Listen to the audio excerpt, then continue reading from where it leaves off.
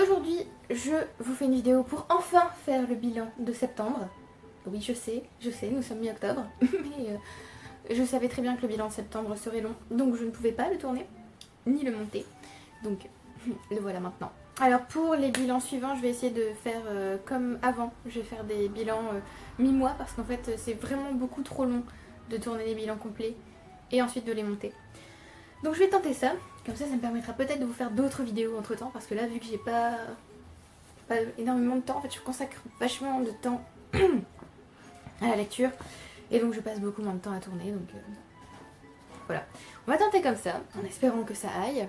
Je n'ai déjà plus de voix, on vient de commencer. Pour le mois de septembre, je vais en même temps vous parler du Pumpkin Autumn Challenge, puisqu'il a commencé le 1er septembre et il se termine le 30 novembre. Donc je vais vous dire dans quel livre j'ai placé chaque catégorie. Comme pour le mois d'août, j'ai majoritairement lu en numérique. Donc vous aurez la couverture du livre. Et j'ai aussi lu en papier, mais en fait ce sont majoritairement des emprunts.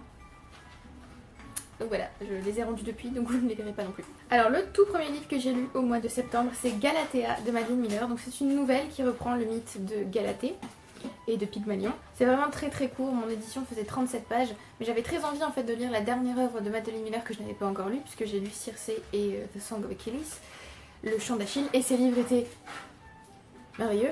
Donc il fallait que je lise cette dernière œuvre. Je l'ai beaucoup aimée, c'est pas un coup de cœur, sans doute parce que c'est une nouvelle et que donc j'ai eu moins le temps de m'immerger vraiment dans l'histoire et avec les personnages, tout ça. Mais j'ai trouvé que c'était original, féministe, j'ai trouvé que c'était très bien fait. Comme les deux autres romans. J'ai trouvé qu'on donnait une voix à un personnage qui n'en avait pas dans le mythe d'origine, puisque dans le mythe d'origine, on se concentre surtout sur Pygmalion et Galatée n'a pas son mot à dire. Comme pour Circé qui n'a pas son mot à dire dans l'Odyssée. Oh mon dieu, le livre a failli tomber. Et comme pour le chant d'Achille, qui reprend le mythe d'Achille et Patrocle, où Patrocle n'a pas non plus son mot à dire. Donc là, encore une fois, c'est celui qui n'a pas la parole qui parle ici. J'ai aimé qu'on pointe la misogynie du mythe, sans que ce soit très lourd, c'est en subtilité et on comprend en quoi ce mythe est misogyne. Et j'ai adoré la fin. La fin était top. Alors pour ceux qui ne connaissent pas le mythe de Pygmalion et Galatée, je peux vous le raconter. Pour ceux qui n'ont pas envie de savoir de quoi ça parle et préfèrent découvrir la nouvelle sans avoir le mythe derrière, je vous mets le moment où j'arrête de raconter le mythe, comme ça vous pourrez directement aller là-bas. Je suis désolée, aujourd'hui ma voix n'a pas envie. Alors, le mythe de Galatée et Pygmalion. En gros, Pygmalion est un sculpteur qui sculpte une statue de femme. Elle est très très belle, évidemment. Elle est parfaite. Et en fait, il tombe amoureux d'elle. Il lui offre des cadeaux. Il dort avec elle. Il l'aime, quoi. Et un jour, je ne sais plus s'il fait le souhait auprès de la déesse de l'amour Aphrodite, ou si c'est elle qui lui accorde... parce qu'il voit sa dévotion. Il me semble que quand même il lui offre quelque chose ou quelque chose comme ça. Et donc Vénus, Aphrodite, lui accorde son vœu et Galatée se change en véritable femme. Voilà, donc Pygmalion peut l'épouser et voilà, génial. Lisez la nouvelle pour voir un peu comment Madeline Miller le reprend et montre bien comment ce mythe en fait n'est pas une histoire d'amour. Alors j'ai placé Galatée dans... oui, parce que du coup j'ai ma petite page pour le pumpkin. Je l'ai placé dans... Ça c'est le résultat. Vous voyez tous les livres que j'ai lus pour l'instant. J'ai placé Galatée dans Automne, douceur de vivre, la 3ème catégorie. Fais finir ton assiette, sinon pas de piécette. Puisqu'on avait mythe pour l'un des mots clés, donc mythe ça passe. Voilà. On passe au livre suivant. Alors ensuite, j'ai lu... le jour où je l'ai acheté, il me semble que... Oui, je l'avais acheté la veille. J'ai lu Les aérostats d'Amélie Nothomb. Je suis allée en librairie tout début du mois de septembre et je suis tombée sur ce livre. Évidemment, je l'ai pris. Je ne vais pas vous dire de quoi ça parle, je vais juste vous lire la phrase type, comme d'habitude on a une phrase qui nous résume entre guillemets le roman. La jeunesse est un talent et il faut des années pour l'acquérir. Alors, je vais tenter de vous parler de ce livre sans trop en dire. J'ai beaucoup aimé le lien avec la littérature et le professorat, puisqu'on va suivre une jeune fille qui s'appelle Ange et qui va devoir être professeure particulière pour un élève. J'ai aimé qu'on parle de l'éducation, du professorat, qu'on parle de la littérature, mais je vais revenir après au mais, on va dire.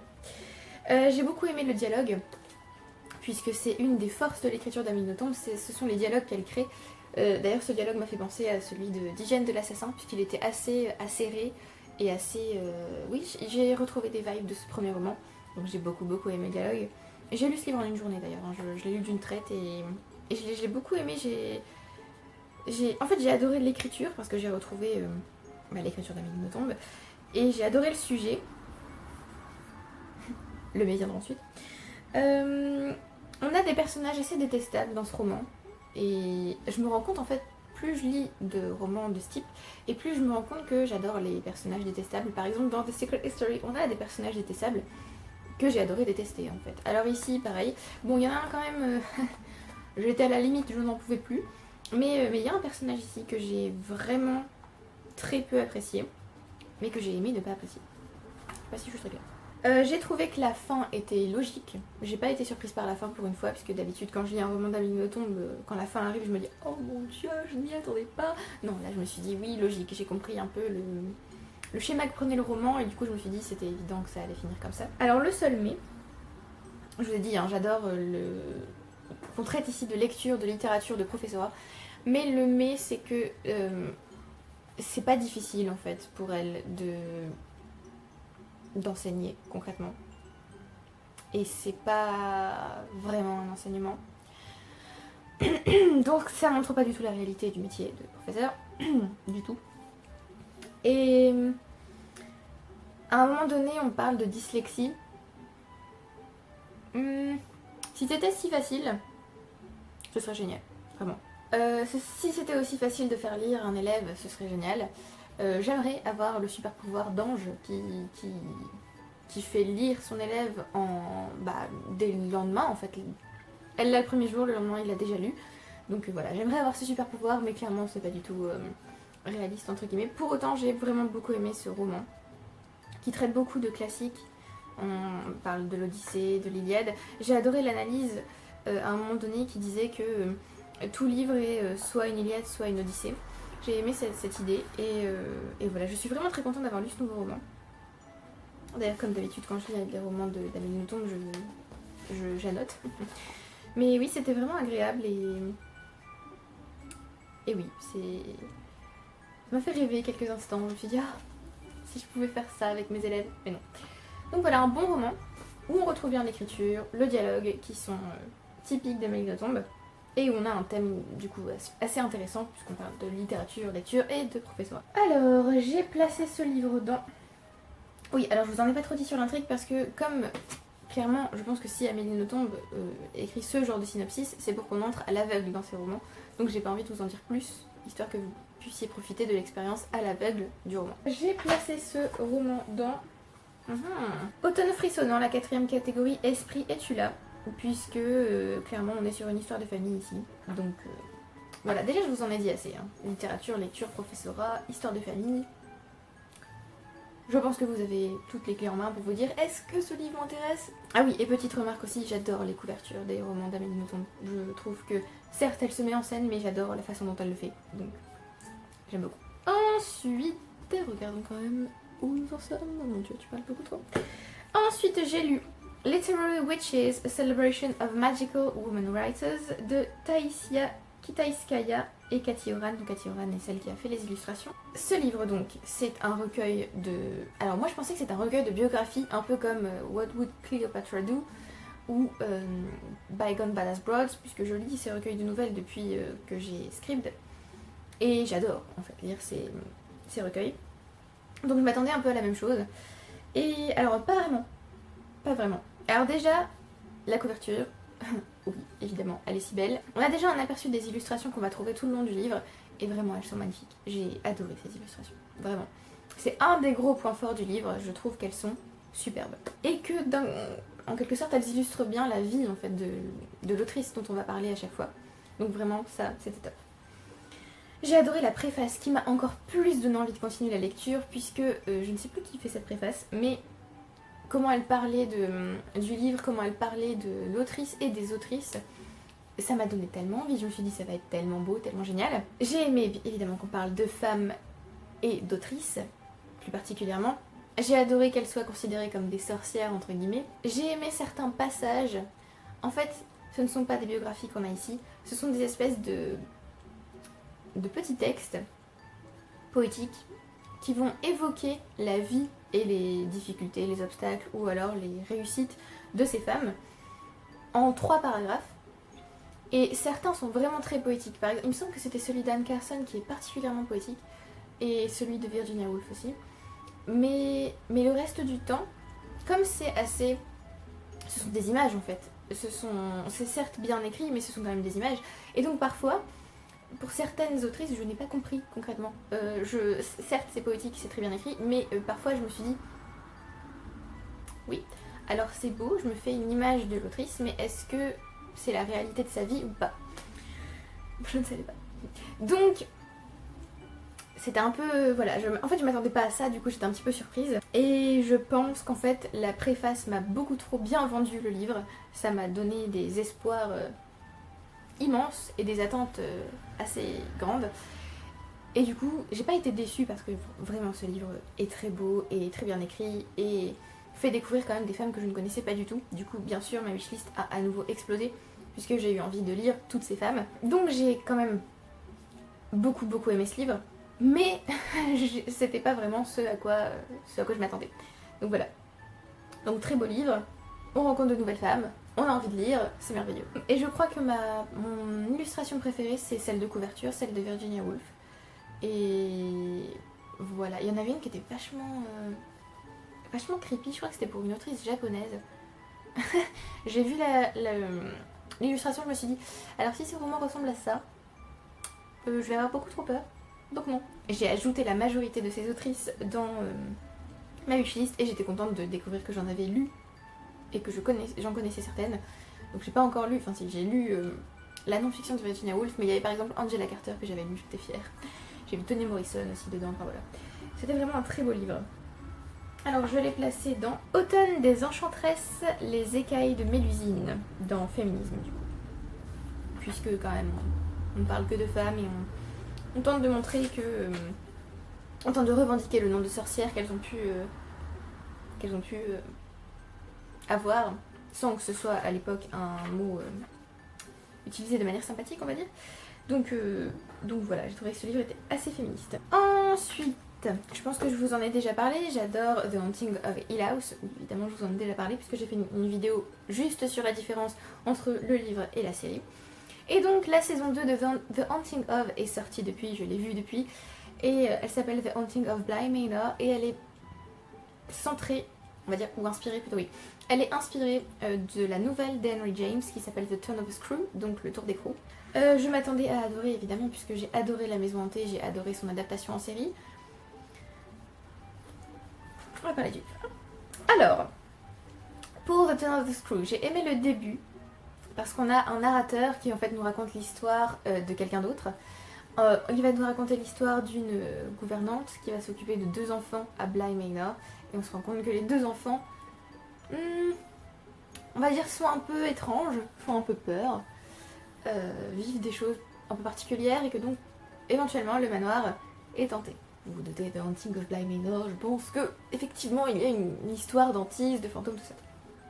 Donc j'ai bien aimé le début, l'ambiance, le fait qu'on ait 2 narrateurs, puisqu'en fait quand il va raconter l'histoire de la personne qu'il connaît et qui a vécu toute la nouvelle, c'est elle en fait qui va prendre le relais et raconter l'histoire. J'ai aimé qu'on ait, comme dans la majorité des romans gothiques ou des nouvelles gothiques, l'impression que le narrateur n'est pas fiable, l'impression que, alors est-ce qu'elle est en train de rêver, est-ce qu'elle est folle, est-ce qu'elle a des hallucinations, ou est-ce que tout ce qu'elle est en train de nous raconter c'est réel?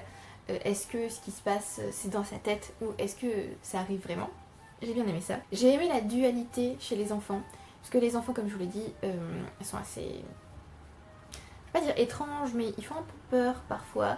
Ils sont assez... on dirait pas toujours que ce sont des enfants en fait. On dirait qu'ils sont matures mais beaucoup trop pour leur âge. Et d'un autre côté parfois ce sont juste des enfants. Ils sont juste mignons. Un peu agaçants peut-être, mais mignons.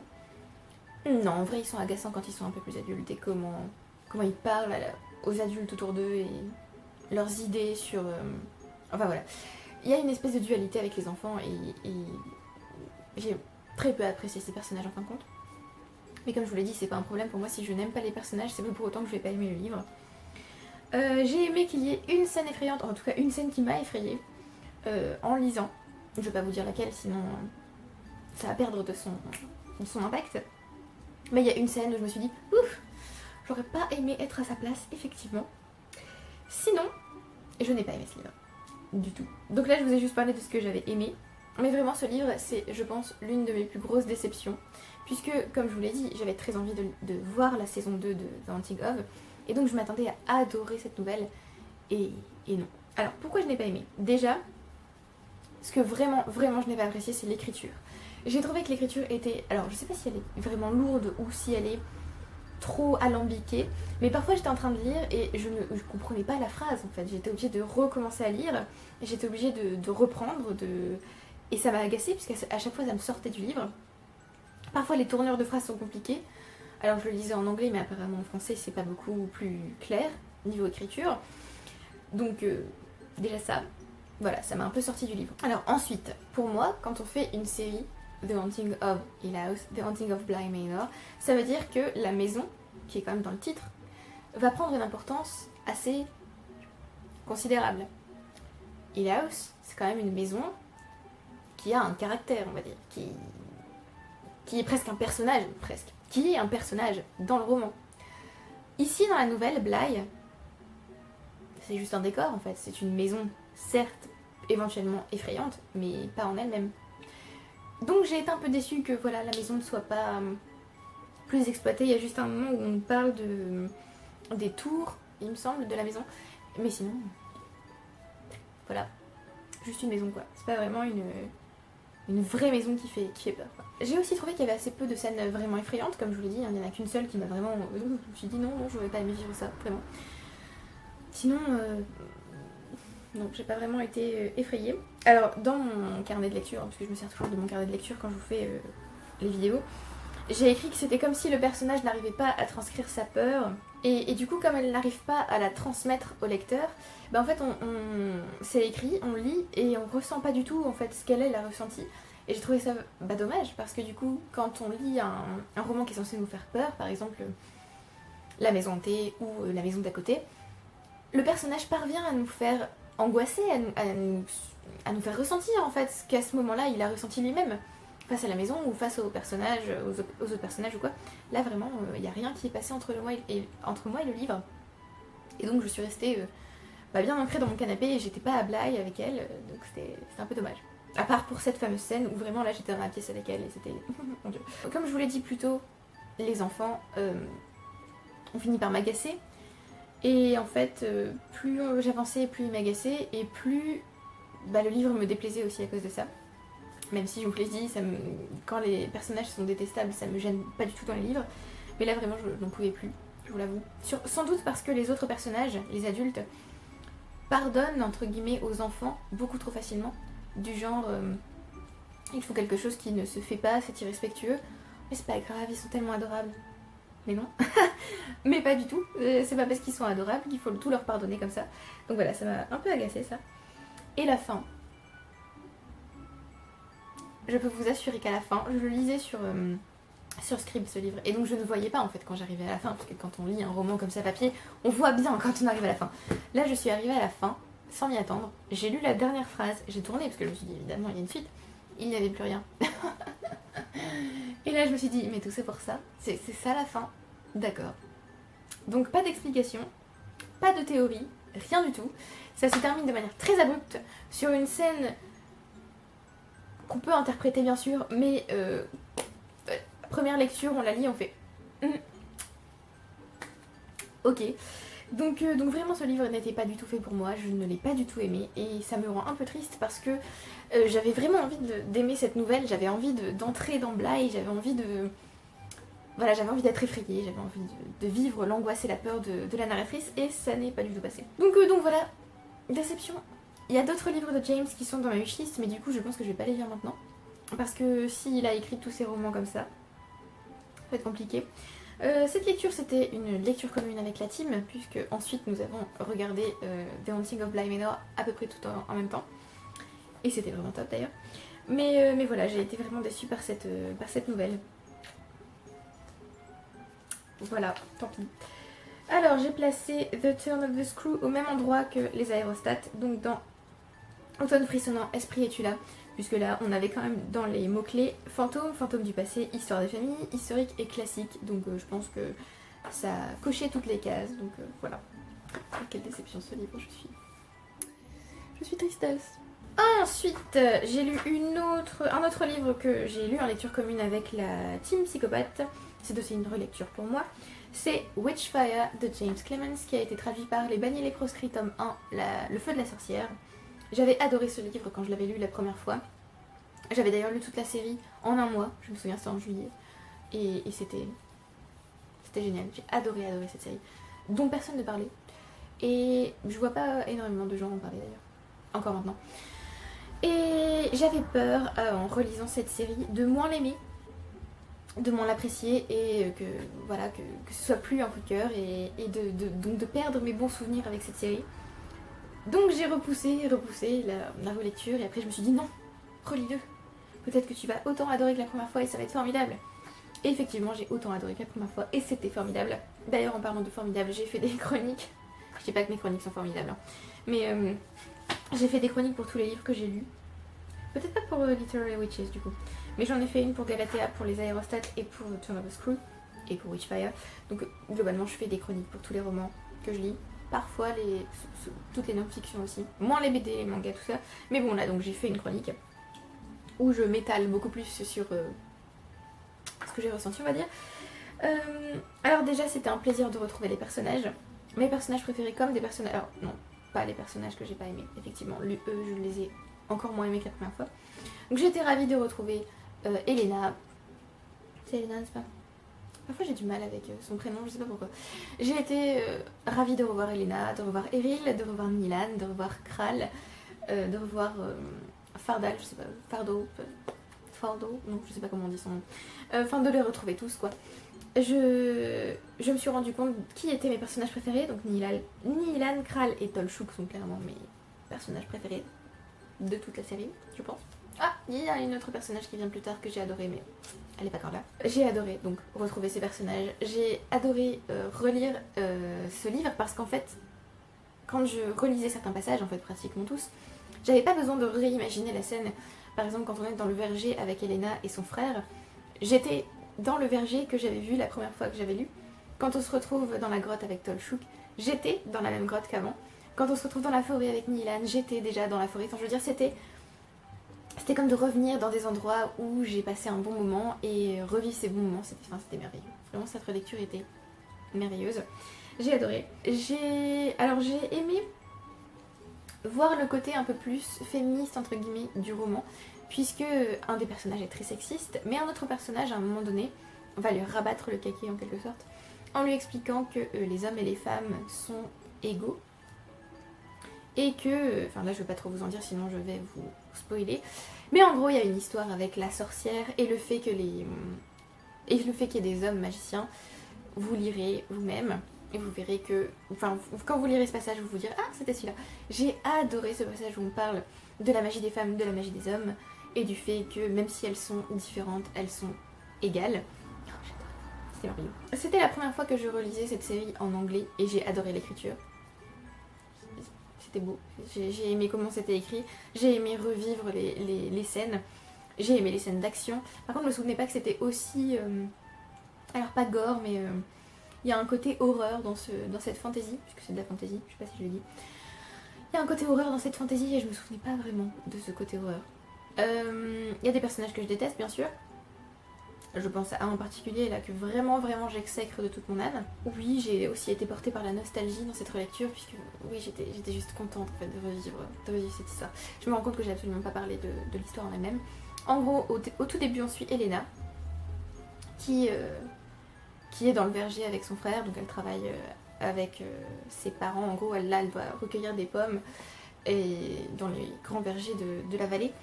Et là, il va lui arriver quelque chose. Elle va devenir une femme. Bon, alors toute cette histoire autour de devenir une femme, les règles, tout ça, j'ai trouvé que c'était vachement bien fait. Alors que c'est un auteur, c'est pas une autrice. Et c'est toujours respectueux, j'ai trouvé. C'était comme si le fait de devenir une femme, entre guillemets, Donc d'avoir ces règles, c'était quelque chose qui rendait les femmes puissantes et pas qui les diminuait. Voilà, ça j'ai vraiment beaucoup aimé aussi. Parce que j'ai pas l'impression de l'avoir beaucoup lu dans les romans. Souvent les règles sont quelque chose de honteux, dont on ne parle pas. Là au contraire, j'ai trouvé que c'était bien fait du coup. Voilà, donc Witchfire c'était juste une merveilleuse relecture, j'ai adoré. J'avais très envie de continuer toute la série, sauf que j'ai demandé beaucoup trop de services presse et que bien je ne peux pas en fait lire autre chose que des services presse pour l'instant. Mais je continuerai avec Witchstorm, le deuxième tome. Et voilà, je ne peux que vous recommander chaudement cette série qui est merveilleuse. Et voilà, c'est une série de fantasy dont on ne parle pas du tout et je trouve ça vraiment dommage. Parce que j'adore en fait comment elle est construite, les personnages qu'on suit. D'ailleurs j'ai oublié de vous dire qu'au tout début on a une espèce de parchemin qui nous dit que on tient entre nos mains un livre très particulier et qu'il faut qu'on fasse attention, qu'on le lise comme le prescrit le professeur qui nous l'a confié, tout ça. J'ai adoré. Et on a deux narrateurs, enfin non, en fait on a qu'un seul narrateur, mais en fait il arrive au début, il nous parle en gros il me dit oui je vais vous raconter l'histoire d'Elena, machin machin. Il nous raconte toute l'histoire et à la fin il nous dit bon je n'ai plus de parchemin et plus assez d'encre, plus assez de courage non plus pour vous raconter son histoire, donc je continuerai plus tard. Et j'aime beaucoup en fait. Et bon je vais pas vous le dire mais on découvre à un moment donné dans la série qui est le narrateur et j'ai adoré. Donc voilà, je vous recommande fortement cette série qui est en train de ressortir d'ailleurs chez Brajlon, je crois. Donc n'hésitez pas, elle est vraiment excellente. Par contre les couvertures VO. Franchement il faudrait une réédition de cette série en VO parce que rien que les trouver en fait c'est compliqué. Elles ne sont plus éditées. Donc. Je l'ai mis dans Automne douceur de vivre, A Window to the Past, Sorcière, SFF Magie, ça passe. Donc ensuite, je sais pas ce qui m'est arrivé, je suis tombée sur The Dinner d'Aaron Corr, je crois que c'est ici comme ça, ou Koch, je sais pas. Je suis tombée sur lui, sur Scribd, donc en français c'est Le Dîner, et je crois que c'est l'un des livres préférés de Book Alive, donc Olive de la chaîne Book Alive, et je me suis dit, allez, on va tenter, ça va être sympathique, ça va se lire vite, je le sens. Et puis ça m'intéressait, je sais pas pourquoi, depuis qu'elle en a parlé, j'ai envie de lire ce livre. Ça m'intéresse en fait de me dire qu'on est juste à un dîner et que tout le roman va se centrer sur le dîner. Enfin bref. Ce livre, je trouve que c'est très compliqué de parler de ce livre. Déjà, résumé très rapide, sans spoil toujours, un personnage masculin qui va à un dîner avec sa femme, avec un autre personnage masculin et sa femme, et il y a des choses dont il faut qu'ils parlent. En gros, c'est le résumé. Je ne vais pas vous dire autre chose en fait. Je vais là vous parler de ce que j'ai pensé, mais je ne vais pas vous dire autre chose de l'intrigue. En tout cas, je vais essayer. Ce que j'ai aimé déjà, c'est le format, puisqu'on va suivre en fait les étapes du dîner. C'est-à-dire, au début, on a l'apéritif, donc première partie apéritif, et au fur et à mesure jusqu'au dessert. J'ai adoré ce format. J'ai aussi adoré le format particulier que va prendre l'intrigue tout au long. Donc, on va suivre effectivement le dîner. Mais le narrateur en fait va faire des espèces de flashbacks. Parfois on va se dire mais attendez, on est où exactement dans le temps?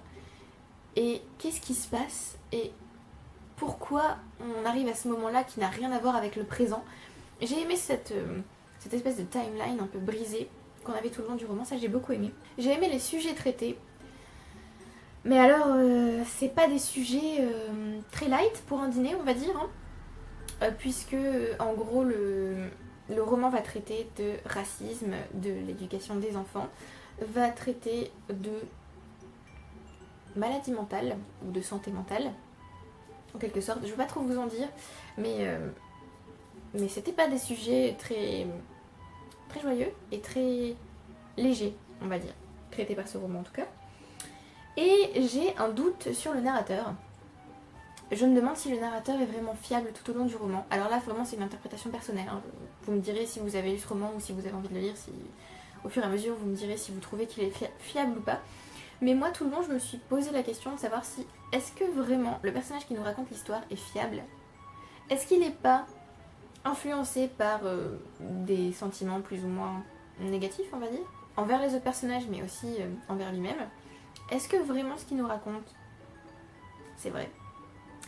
Donc voilà, ça j'ai beaucoup aimé.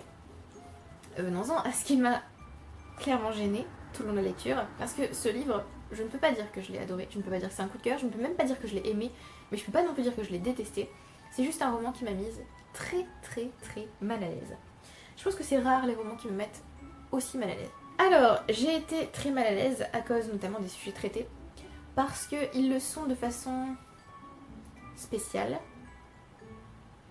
Je vais m'arrêter là, hein, je vais pas vous en dire plus, mais vraiment, j'étais un peu... D'accord, pas de problème. Ah oui, on traite aussi de justice sociale, enfin de justice sociale, de différentes classes sociales, on va dire. Là encore, très mal à l'aise. J'ai aussi été mal à l'aise par rapport au traitement de la maladie mentale dans ce roman. Alors, comment vous l'expliquer sans vous spoiler? On comprend à un moment donné qu'il y a un personnage qui a un problème mental, ou en tout cas on le laisse deviner. Et alors, j'ai trouvé que c'était parfois très violent, la façon dont c'était traité. De toute façon, ce livre est violent, je vous le dis tout de suite. Ce livre est très violent. Et je m'y attendais pas du tout, hein. Moi, je m'attendais à un dîner. C'est tout. Autant vous dire que...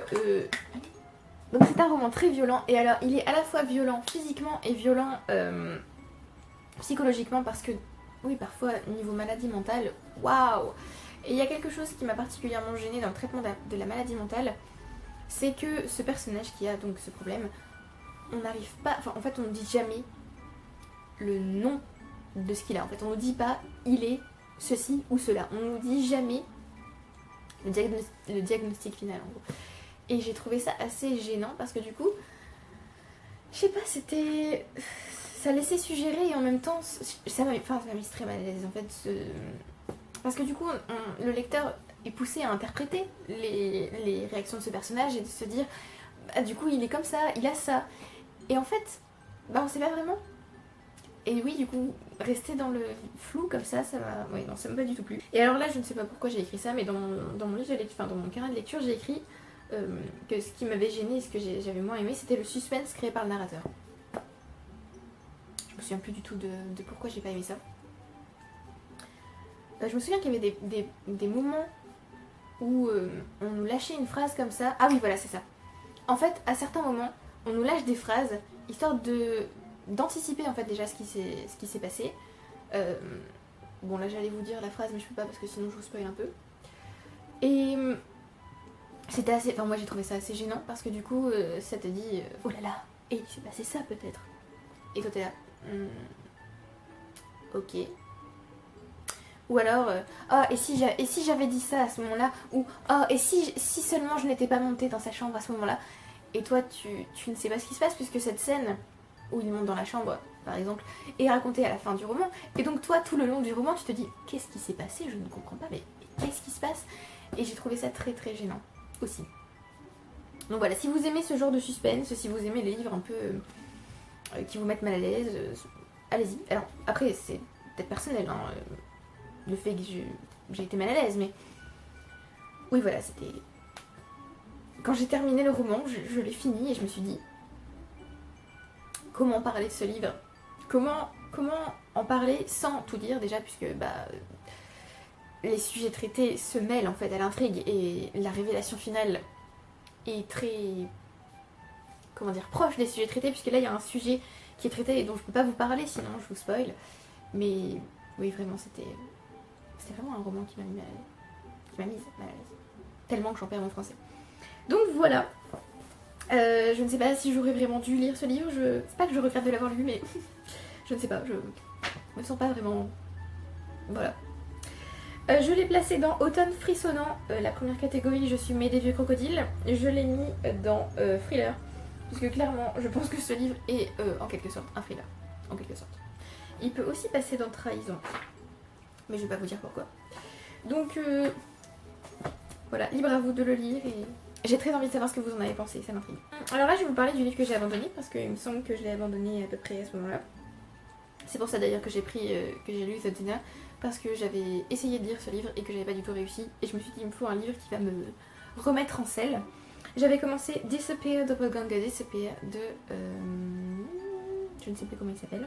C'était un service presse que j'avais reçu sur NetGalley. Et j'ai abandonné au bout de 74 pages, parce que je ne supportais pas le style d'écriture. Vraiment, je n'aimais pas du tout le style d'écriture de l'auteur et je n'arrivais pas à accrocher à l'intrigue. ni à m'accrocher au personnage, et tout me déplaisait en fait dans ce livre. Vraiment, c'était pas non plus ce à quoi je m'attendais. Ça m'a aussi mise mal à l'aise. Et oui, non, j'avais juste pas envie de continuer un livre. Enfin, de m'obliger à lire un livre, même si c'est un service presse, de m'obliger à lire un livre que j'aimais pas. Donc voilà. Je me suis arrêtée à 74 pages et je n'ai pas repris. Ensuite, j'ai lu Stories in the Stars, An Atlas of Constellation de Susanna Hislop et Anna Waldron. Alors je crois que Anna Waldron a fait les illustrations. En français ça s'appelle juste Un Atlas des Constellations ou l'Atlas des Constellations. Alors malheureusement pour moi j'ai lu ce livre en numérique, du coup les illustrations, je ne les ai pas bien vues du tout. Ce qui est dommage, du coup j'ai très envie d'acheter ce livre en papier pour bien voir les illustrations. Alors j'ai lu ce livre parce que, attention, un peu d'histoire personnelle, j'ai décidé de me faire tatouer. Mais je voulais une constellation en fait, puisque je vais me faire tatouer une lune. Et j'avais envie en fait de l'associer à une constellation, qui ait du sens pour moi bien sûr. Mais donc j'avais aussi envie de découvrir toutes les constellations et de découvrir leur histoire.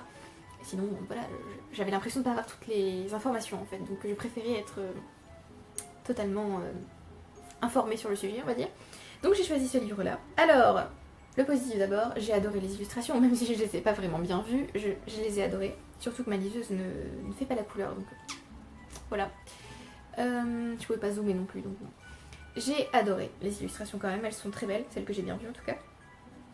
J'ai aimé qu'on ait en fait l'histoire des constellations avec des mythes d'origine différente, c'est-à-dire qu'on a les mythes grecs, mais on a aussi des mythes d'autres cultures.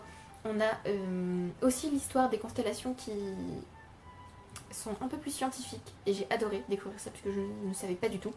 J'ai aimé aussi qu'on ait parfois des interprétations différentes des constellations. Par exemple, on a une interprétation proche d'Alice au Pays des Merveilles, donc certaines constellations peuvent être considérées comme des personnages ou des objets ou des éléments qui viennent du roman Alice au Pays des Merveilles, et j'ai adoré cette interprétation-là. Donc c'était parfois des interprétations assez originales et assez modernes. Alors c'est pas des interprétations que fait l'autrice seule, c'est des interprétations dont elle a entendu parler et qui peuvent, qui sont effectivement associées à ces constellations, c'est pas elle qui invente. Hein. J'ai aimé aussi les différentes façons de raconter d'une constellation à l'autre. Par contre, il y a une constellation, je me souviens, j'ai absolument pas compris le texte. Je suis restée au seuil du texte. Je suis pas du tout entrée dans le ton et dans la façon dont racontait l'autrice, mais le reste du temps j'ai adoré, puisque oui, elle ne raconte jamais en fait de la même façon, ce que j'ai beaucoup apprécié, puisque ça peut être monotone en fait à force, et là ça l'était pas du tout, donc c'était vraiment agréable. Et j'ai aussi aimé le ton, voilà, le ton de l'autrice en général, même si c'était différent à chaque fois, le ton restait quand même le même, donc voilà, j'ai beaucoup aimé ça. En revanche, sur le coup, au début j'ai été un peu déçue, parce que je m'attendais pas à ça. Je sais pas pourquoi, je sais pas trop à quoi je m'attendais, mais pas à ça, pas à des mythes en fait. Ce qui est bête, puisque le titre est quand même Stories in the Stars, donc c'était évident que c'était l'histoire des étoiles. Mais j'ai fini par apprécier. Et surtout, au tout début, j'ai rapidement été perdue par l'autrice, puisqu'elle va utiliser des mots d'astronomie, hein, d'études des étoiles, comme astérisme. Je ne savais même pas du tout que ça existait. Pour moi, c'était une mauvaise prononciation d'Astérix dans Mission Cléopâtre, autant vous dire que j'étais loin.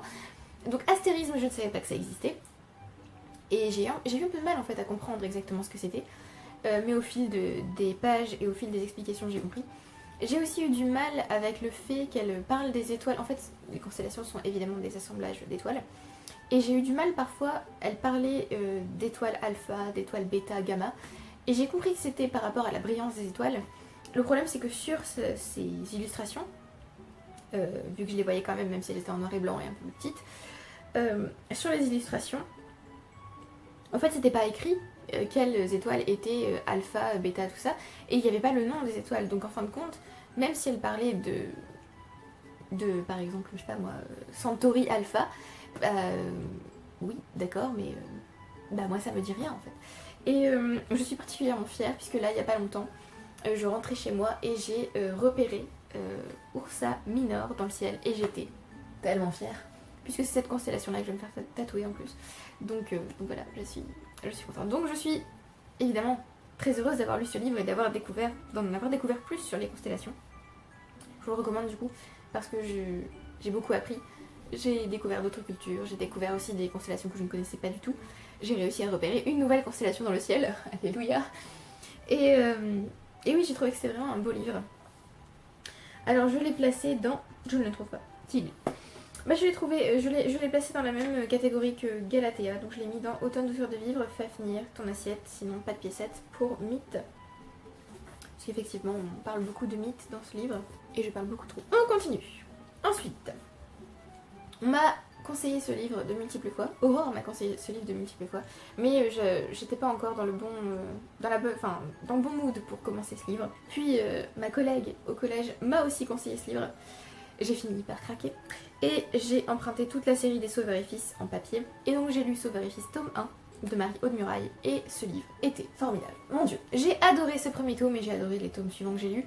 J'ai trouvé que c'était juste à la fois hyper doux et hyper réaliste puisqu'en gros on va suivre Sauveur qui est psychologue et on va suivre en fait chacun de ses patients. Donc on va découvrir leurs différents problèmes. On va aussi découvrir le fils de Sauveur Lazare, on va découvrir son ami Paul, sa maman Louise, et on va découvrir la maîtresse d'école, et on va découvrir les différents patients comme je l'ai dit, qui sont des enfants, des adultes, tout ça.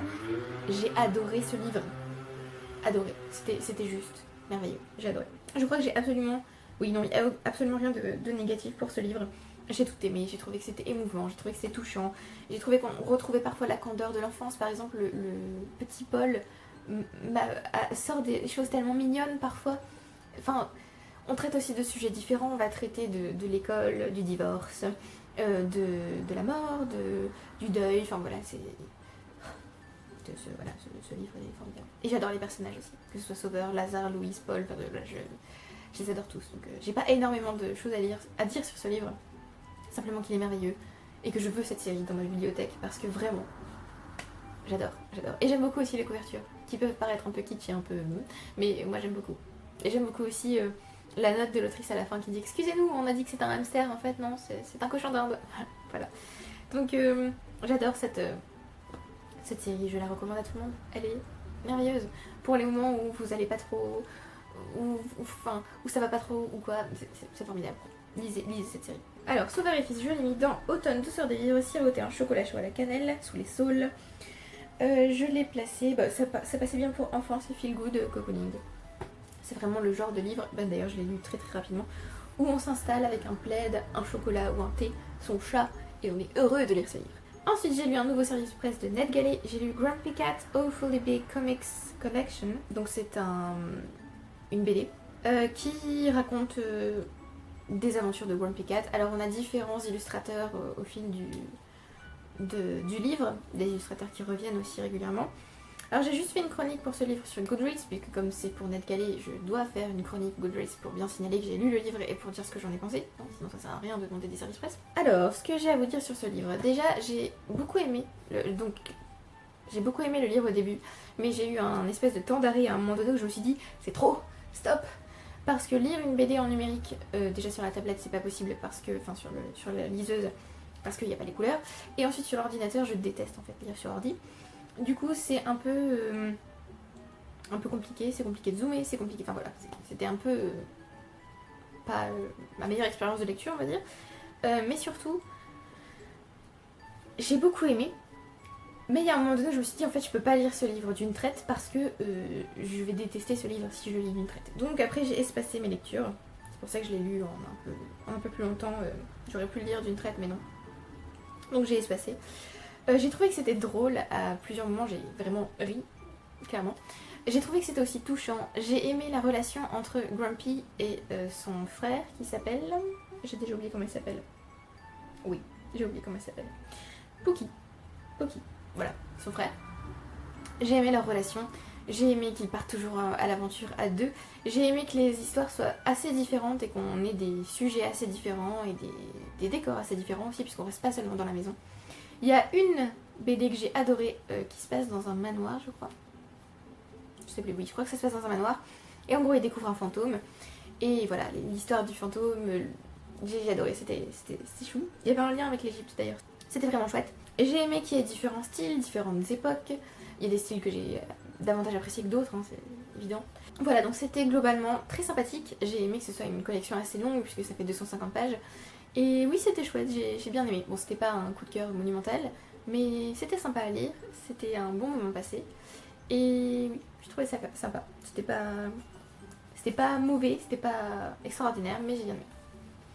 J'ai placé Grumpy dans Siroter un chocolat chaud à la cannelle sous les saules pour anthropomorphisme, puisque clairement Grumpy et Pookie parlent et donc sont traités comme des humains, ont des aventures comme des humains, tout ça, donc c'était très sympathique. Alors ensuite, je vais essayer de me dépêcher parce que j'assiste ensuite au live du Plib et je suis déjà en retard il me semble, puisque ça commence dans 5 minutes et clairement j'aurais pas fini dans 5 minutes, donc on va essayer de se dépêcher. Alors après Grumpy Cat, j'ai lu le deuxième tome de Sauveur et Fils du coup. Bon, comme encore une fois j'ai pas grand chose à vous dire à part que j'adore les personnages, j'adore l'ambiance, je trouve que c'est à la fois cosy et à la fois très émouvant parce que les sujets traités quoi. Je crois qu'à partir de ce moment là on va traiter d'orientation sexuelle, de harcèlement scolaire je crois. Et autant vous dire que c'est pas hyper facile hein. Mais j'ai trouvé que c'était des sujets variés et qu'en gros c'était la vie quoi qu'on nous montrait dans ce livre et j'ai adoré. Voilà. Encore une fois je trouve que ce livre est formidable, il fait rire, il fait pleurer et en même temps il nous enveloppe dans une couverture, on se sent bien dans ce livre, enfin voilà, je l'ai mis dans Automne des Enchantresses, les rêves d'aurore, LGBT et militantisme. Comme je vous l'ai dit, on va traiter ici d'orientation sexuelle. Alors, pour le livre suivant, je pense que je vais être longue, je m'excuse d'avance. Alors, j'ai lu En lecture commune avec Aurore, Si loin du soleil de Morgan of Glencoe. Alors, le livre a été rebaptisé, il s'appelle maintenant Dans l'ombre de Paris. C'est le premier tome d'une série qui s'appelle La Dernière Geste. Alors, ce livre avait été sélectionné du Plib, ou présélectionné je pense, parce qu'il n'est pas passé dans les 20. Et clairement, mais quel livre! C'était un coup de cœur monumental. Je vais tenter de vous résumer l'histoire. En gros, on suit Yuri, qui est princesse japonaise, qui arrive à Paris, et qui va découvrir que son père a des plans pour elle, et qui n'est pas très heureuse que son père ait décidé pour elle et qu'il ne lui en ait pas parlé. On découvre aussi que l'univers est assez... Alors, dès la première scène, on comprend que c'est un univers où cohabitent humains et fées. Alors, fées, pas dans le sens petite fée mignonne et des petites ailes, hein. Fées dans le sens selkie, dans le sens ailing, dans le sens spectro. Enfin voilà, toutes sortes de fées différentes. Et voilà, je vais pas vous en dire plus sur l'intrigue. Sachez que j'ai adoré les personnages. Je me suis tellement attachée à certains d'entre eux. Tellement attachée que parfois, quand il leur arrive certaines choses, j'en ai presque voulu à l'autrice. Presque. Quand il arrive certaines choses. J'ai adoré l'univers, que j'ai trouvé génial. J'ai trouvé que c'était une espèce d'Uchronie, en fait, un monde alternatif où il y a 3 grandes puissances qui forment la triade. Donc l'Empire japonais, le Royaume de France et le Sultanat ottoman. Et on a à côté Keltia qui est, je vais pas vous en parler plus parce que vous le découvrirez dans le roman qui est à part, vous découvrirez pourquoi et tout ça. J'ai adoré que ce soit un peu une histoire alternative, ça se passe en 1995 et j'ai adoré qu'on soit dans Paris et qu'on découvre un peu Paris à travers les différents personnages puisqu'on ne suit pas que la princesse japonaise, on va suivre tout un tas d'autres personnages au fil du roman. J'ai adoré l'intrigue dont je vais pas vous parler parce que je veux que vous la découvriez seule. Sachez juste que ça concerne Yuli et que voilà, il lui arrive des choses au fil du livre. J'ai adoré les décors dont je ne peux pas vous parler non plus, mais sachez qu'à un moment donné elle arrive dans un endroit et c'était simplement merveilleux. J'avais envie d'être avec elle dans cet endroit, j'avais envie parce qu'à un moment donné vous y attendez, hein, pourquoi j'ai adoré ce livre, parce qu'on a un groupe et que ce groupe j'avais envie d'en faire partie, j'avais envie d'être avec eux. Voilà, c'était formidable. La découverte de cet endroit et de ce groupe, c'était juste merveilleux. J'ai adoré. Il y a aussi un train. Et vous savez que j'adore les trains. Et comme pour le lieu juste avant, il y a aussi dans ce train une forme de groupe. Mais là, c'est plus un groupe qui forme une famille. Et j'ai adoré les passages dans le train. J'avais envie d'être encore plus souvent dans le train. C'était... Voilà, mais tout était génial dans ce livre, hein, donc je vais faire ça tout le long. Hein, voilà. J'ai trouvé aussi que c'était un livre très émouvant et qui abordait aussi des sujets très importants, puisqu'on va évoquer, on va évoquer les différences hommes-femmes, on va évoquer l'orientation sexuelle, on va aussi évoquer le genre, et j'ai adoré comment on parlait notamment du genre et de l'orientation sexuelle, et j'ai trouvé que c'était un super bon message. Bravo, c'était parfait. J'ai adoré qu'il y ait un mélange de différentes espèces. un mélange de différentes cultures et un mélange de différentes langues, puisque dans le livre lui-même, on a différentes langues, on a du japonais, du français, on a aussi de l'anglais. J'allais dire une autre langue, mais je crois que non, c'est dans le tome 2, donc je ne dis rien. J'ai adoré l'écriture, j'ai trouvé qu'elle était très très belle, très poétique. J'ai adoré aussi qu'on ait des passages très poétiques, pas seulement grâce à l'écriture, mais même dans ce qu'il racontait. J'ai adoré qu'il y ait de la poésie, des chansons. J'ai trouvé que c'était tout simplement beau en fait. Enfin, j'ai adoré ce livre. Après l'avoir lu là, après l'avoir fini, j'ai regretté de ne pas l'avoir mis dans mes présélectionnés parce que ce livre était formidable. Vraiment formidable. Je peux pas vous en dire plus parce que j'ai pas envie de vous spoiler. Je vais juste ajouter quelque chose. La fin. Vous savez que parfois quand je lis un livre, je pleure. Bah alors là, la fin de ce tome 1,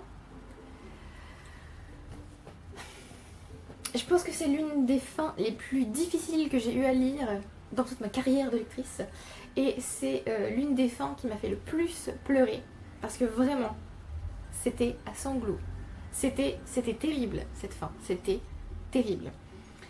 Mais c'était un livre génial. Du coup j'ai demandé le tome 2 en service presse et je l'ai lu depuis. Donc vous l'aurez dans le bilan d'octobre, qui j'espère va arriver dans pas trop longtemps. Mais voilà, c'était un livre mais merveilleux, j'ai adoré. Voilà, top. Ce qui me donne envie de lire des livres qui me donnaient envie pour le PLIP 2020, mais que j'ai pas lu. Parce que si je tombe sur ce genre de pépites encore, mais je veux. Donc voilà, ce livre était génial. Je sais pas quoi vous dire de plus à part lisez-le, c'est juste formidable. Niveau diversité, niveau message, niveau univers, niveau intrigue, niveau personnage, tout est excellent dans ce livre, donc allez-y, n'hésitez plus. Je l'ai placé dans Automne douceur de vivre, il fait un temps épouvantail, et parce que l'intrigue se passe en automne, il y a une partie qui se passe en automne, et il y a un moment où il fête Samhain, donc voilà. Excellent ce livre, excellent, allez le lire. Allez, arrêtez la vidéo et allez le lire là. Ensuite, j'ai lu un autre livre qui lui par contre n'était pas du tout un coup de cœur. J'ai lu le tome 1 de Senseiya, de Senseiya Deluxe, de Masami Kurumada. Alors, j'ai vu des dessins animés des Chevaliers du Zodiaque, et donc je m'attendais à quelque chose de particulier, autant vous dire. Quand j'ai commencé à lire ce manga, c'est pas vraiment ce que j'espérais en fait. Alors déjà j'ai aimé l'univers puisqu'on reprend bien sûr la mythologie, les chevaliers du zodiaque, les éléments du zodiaque, les constellations, tout ça. Donc ça c'était top. J'ai aimé l'idée bien sûr de reprendre les constellations et d'en faire... d'utiliser les constellations pour créer des armures et faire des chevaliers qui eux protègent Athéna. Mais d'un autre côté, j'ai globalement pas aimé ce livre en fait, malheureusement. Alors déjà ça n'a rien à voir avec les chevaliers que j'attendais, puisque pour moi les chevaliers étaient un groupe qui œuvraient ensemble en fait, qui étaient unis. Et là concrètement dans ce premier tome, ils se battent entre eux en fait, c'est un espèce de concours de combat où les chevaliers doivent se battre entre eux pour obtenir une armure d'or. Et autant vous dire que non, c'est pas ce à quoi je m'attendais, c'est pas ce que je voulais lire. Et j'ai aussi trouvé pas mal de stéréotypes du manga du manga et de la BD en fait, même du roman en gros, de stéréotypes il faut être très choqué par certaines choses qui arrivent et le dire, même si le lecteur le voit dans les images, tout ça. Il faut le dire et le crier, et les personnages sont surpris et choqués par certaines choses, et moi c'était un peu trop pour moi, on va dire. Et je me suis aussi dit à partir d'un moment, mais en fait Athéna n'a pas besoin de chevalier pour la protéger. Donc voilà, j'ai lu ce premier tome et je pense que, peut-être que je continuerai un jour, mais pas pour l'instant. Donc j'étais un petit peu déçue par ce livre, je m'attendais pas vraiment à ça. Et je l'ai placé dans... Où est-il? Je ne le vois pas. Senseiya, voilà. Je l'ai placé dans Automne douceur de vivre, fais venir ton assiette, sinon pas de piécette, encore une fois pour Mythe. Il reste 3 livres, on peut le faire. Alors, j'ai lu 50 Feminist Mantras de Amelia Ruby. Alors le sous-titre c'est A Year-Long Practice for Cultivating Feminist Consciousness. En gros, ce sont 50 mantras qu'on est censé lire petit à petit, un par semaine en fait. Je sais qu'il y a 52 semaines, il y a quelque chose à la fin pour les 2 semaines qui restent. Donc pendant 50 semaines, on doit lire un mantra par semaine. Et c'est censé nous aider en fait pour la semaine, voilà. Alors, j'ai vraiment beaucoup aimé ce livre. J'ai trouvé ça dommage du coup qu'il fallait que je le lise assez rapidement pour le chroniquer, parce que clairement c'est pas du tout l'objectif de ce type de livre, hein. Le but c'est vraiment de le lire toute l'année et d'en tirer donc le plus possible. J'ai aimé que ce soit un mantra par semaine et que ce soit pas... comment dire, c'est pas moralisateur, c'est pas non plus vous êtes obligé de machin, non c'est vraiment en fait comme on veut, c'est-à-dire on prend le mantra qu'on veut, quand on veut, on n'est pas obligé de suivre le fil du livre, même si je pense que c'est mieux, hein, personnellement. Il y a des passages à remplir, c'est assez personnel en fait comme livre, ça permet de réfléchir toute l'année en fait, alors pas seulement au féminisme mais aussi à soi, à son corps, à son esprit, à son équilibre, tout ça. J'ai trouvé que c'était vraiment très sympa. Ça permet aussi de se relaxer, puisque les mantras souvent c'est pour la méditation, le yoga, tout ça. Donc c'est censé nous permettre de, comme je vous l'ai dit, trouver un équilibre, se reposer, se relaxer. Donc j'ai trouvé ça très sympa. Et j'ai aimé que donc ce soit quelque chose qui dure toute l'année et qu'à la fin il y ait des conseils pour les 2 semaines qui restent et pour l'année suivante en fait. Franchement j'ai très envie moi-même d'acheter ce livre en papier pour pouvoir le suivre moi-même toute l'année. Et oui, j'ai trouvé que c'est très sympa. C'est aussi illustré en fait, certains mantras sont illustrés. J'ai trouvé globalement que c'était un livre assez agréable à lire. Et voilà. Qu'est-ce que je dois dire dessus? J'ai aimé que ce soit féministe. Et j'ai aimé la façon dont le féminisme était amené avec les mantras sur la relaxation, tout ça. Donc voilà. C'est censé être un livre qui aide le lecteur à... qui inspire le lecteur, qui essaie de lui donner de la puissance, tout en lui donnant quelque chose de calme, quelque chose de relaxant, enfin... Oui, j'ai beaucoup aimé ce livre. Je sais pas si j'arrive bien à en parler, mais franchement, j'ai très envie de m'acheter ce carnet, histoire de suivre moi aussi cette année. J'ai fait une chronique sur Goodreads, mais je pense pas avoir fait de chronique sur le blog pour ce livre. Et je l'ai placé dans Automne des Enchantresses, les écailles de Mélusine, pour féminisme du coup. Il nous reste 2 livres, on peut le faire. L'avant-dernier, c'est Sauveur et Fils, tome 3. De Marie-Aude Muraille à nouveau. Encore une fois, j'ai pas grand chose à vous dire à part que j'adore cette série et que c'est clairement un doudou cette série. C'est le livre vers lequel je me dirige quand ça va pas trop, quand j'ai besoin de retrouver foi en l'humanité. Et voilà, c'était à nouveau très doux, mais aussi un peu cruel, hein, parce que bon, c'est la vie, comme je vous dis, elle est belle, touchante et cruelle, donc le livre l'est aussi. Et j'ai aimé retrouver les personnages, l'ambiance, voilà. J'adore cette série. Je vais vous dire la même chose à chaque fois, je vais vous parler d'un tome, donc bon. Je l'ai placé dans Automne douceur de vivre, il fait un temps épouvantail, sans doute parce que ça se passe en automne. Voilà. Et le dernier livre, roulement de tambour. Le dernier livre c'est Can't Even How Millennials Became the Burnout Generation d'Anne Helen Peterson. Donc c'est un service presse que j'ai eu sur NetGalley. C'est une non-fiction sur les millennials, donc les gens du millénaire, hein, les gens qui sont nés... alors je crois que c'est... Je l'ai noté, l'âge. Je sais plus où je l'ai mis, mais je l'ai noté. En gros, ce sont les personnes qui sont arrivées... qui étaient enfants au début du millénaire et qui sont arrivées à l'âge adulte là il y a peu, en gros. Je suis une milléniale comme mon compagnon, comme la majorité de mes amis. Alors, l'objectif de ce livre est simple, nous faire comprendre comment les millennials donc sont en fait une génération qui connaît le burn-out en général. C'est-à-dire que c'est une génération un peu sacrifiée qui est écrasée par le burn-out. Voilà.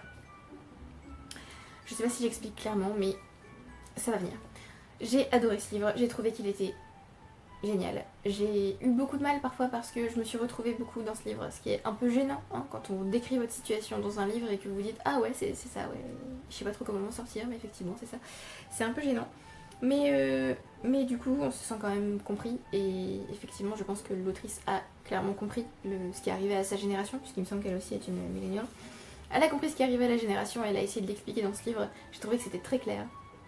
J'ai apprécié qu'elle explique aussi la situation de nos parents et des boomers pour bien nous faire voir comment on est arrivé là en fait.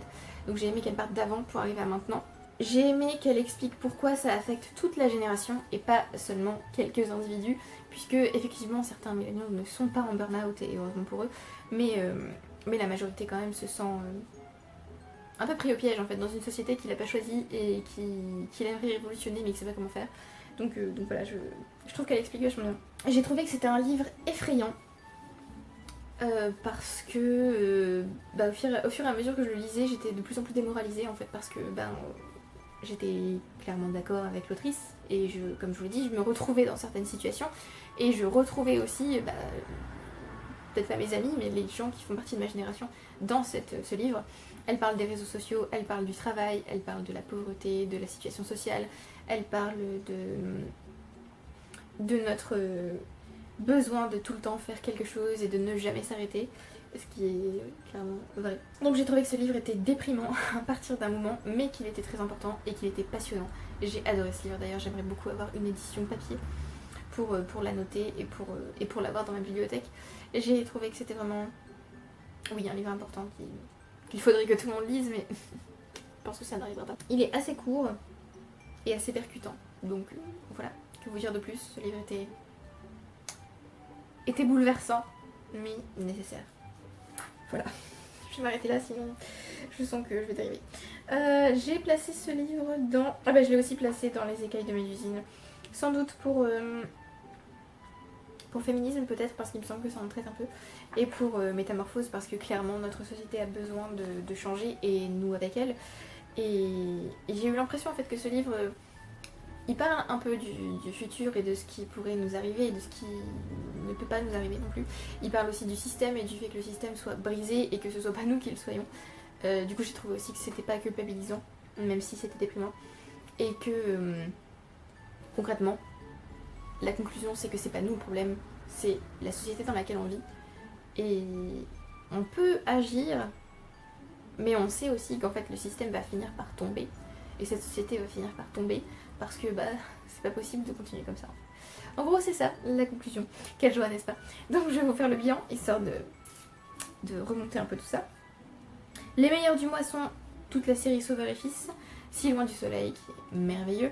Et j'aurais dû aussi ajouter Cantimen parce que vraiment ce livre est exceptionnel et il reste encore avec moi, donc je vais l'ajouter. Les fails sans surprise sont The Turn of the Screw. Oui. Vraiment, là, c'était un gros fail. Parce que je m'attendais vraiment à adorer et vraiment, c'était pas du tout le cas. Et le deuxième fail, c'est Disappear, The Gun Got Disappear, puisque je l'ai abandonné, clairement. Donc voilà. La surprise, je pense qu'il n'y en a pas vraiment. Peut-être Cantimen, parce que quand je l'ai pris, je m'attendais pas vraiment à être aussi secouée par ce livre. Et la déception, c'est Senseiya.